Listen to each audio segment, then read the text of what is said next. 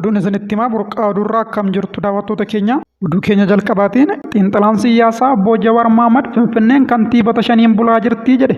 Obbo Jawaar Mohaammed kana yeroo jedhu maal jechuu isaatii bal'ina isaa kan dhageessan ta'a. Oduu biraatiin immoo Eertiraan waliigaltee nagaa Piriitooriyaa waraana Tigraay dhaabsee booressuuf yaada kan qabne ibsite. Oduu keenya kan xumuraatiin Itoophiyaa fi Raashiyaan haala humna galaanaa irratti waliin hojjechuu danda'an irratti mari'achuu isaanii ibsaniiru.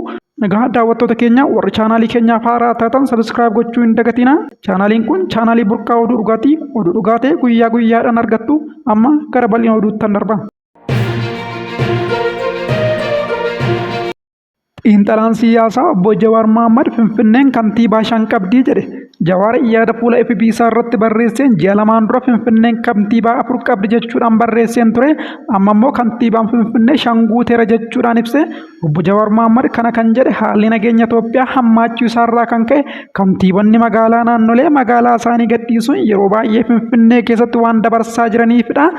Addatti maqaa isaanii dha'uu baatus kantiibota Finfinneeti kan Jawaar jechaa jiru inni tokkoffaanii.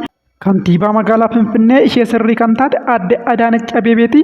Lammaffaan immoo muummicha ministeeraa Abiyyi Ahmad yoo ta'u, inni sadaffaan pirezidaantii mootummaa naannoo Oromiyaa obbo Shimallis Abdiisaati.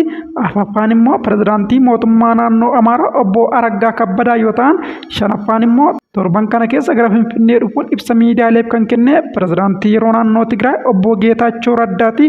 Qaamoleen tokko tokko obbo Geetaachoo Raddaatiin Maqalee keessaa baqatee gara Finfinnee dhufan kan jedhan yoo ta'u, obbo Geetaachoon garuu dhimma hojiitiifan dhufe malee Maqalee keessaa baqadhee gara Finfinnee hin dhufne jechuudhaan deebiseera.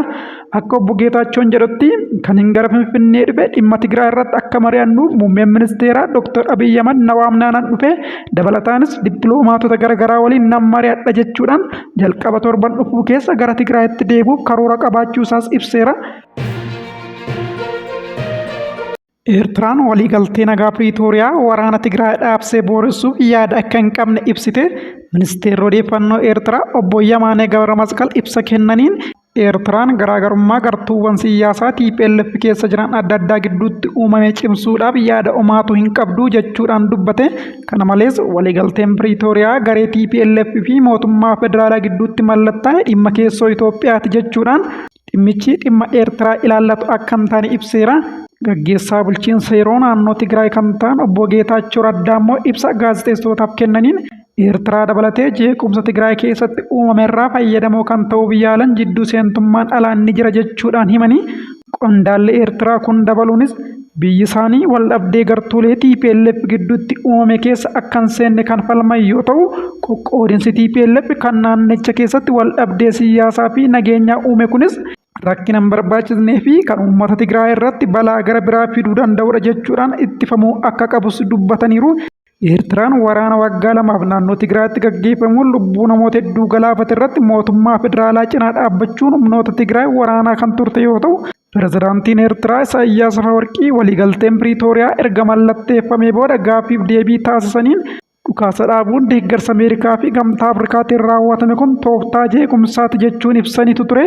Haa ta'u malee waggoota dhiyeenya keessa erga hariiroo cimaan Asmaraa fi Finfinnee gidduu ture laafataa adeemetiin booda walitti bu'insi Maqalee fi Asmaraa gidduutti uumamuusaa morkattoonni TPLF hundi mirkaneessaniiru. Eertiraan waliigaltee nagaa Piriitooriyaa waraana Tigraay dhaabsee booressuuf yaada kan qabne ibsitus qaamoleen garaagaraa garuu ammayyuu Eertiraa fi Itoophiyaa gidduutti waraanni ka'uu danda'a jechuudhaan shakkii qaban ibsaatii jiru. Oduu biraattan darbaa warri chaanaalii keenyaaf haaraa taatan sabiskiraayib gochaarra dhaggeeffadha. Oduu keenyatti aanuun Itoophiyaa fi Raashiyaan haala humna galaanaa irratti waliin hojjechuu danda'an irratti mari'atan. Humnoonni galaana Itoophiyaa fi Raashiyaan haala damee kanaa irratti waliin hojjechuu danda'an irratti mari'achuu isaanii ibsanii. Jilli ajajattaanaa humna galaana Raashiyaa Admiiraal Vilaadimiiriin durfamu dhaabbilee humna galaana Itoophiyaa ijaarsaa jiru qajeelcha waliigalaa fi giddugala leenjii Bishooftuutti argamu daawwateera.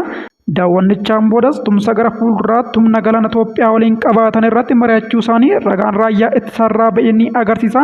Gara fuulduraattis waliin hojjechuun ijaarsa humna galaanaa irraa dhaabbatichi jalqabe cimsuuf akkasumas bishaan illee addunyaa irratti faayidaa biyya keenyaa daran cimsuuf mari'anneerra kan jedhan. Marichaan boodas haala humna galaanaa irraa waloon cimsanii fi tumsa fuulduraa mijeessuuf waliigaltee waliin mallatteessuu isaanis ibsameera. Egaa daawwattoota keenya oduu keenya guyyaarraa asumarratti xumurraa. Warri chaanaalii keenyaaf haaraa taatan sabiskiraayib gochuu hin dagatinaa. Waan waliin turtaniif galatooma. Sa'aatii muraasa booda immoo oduu biraatiin akka walitti deebinutti nagaan.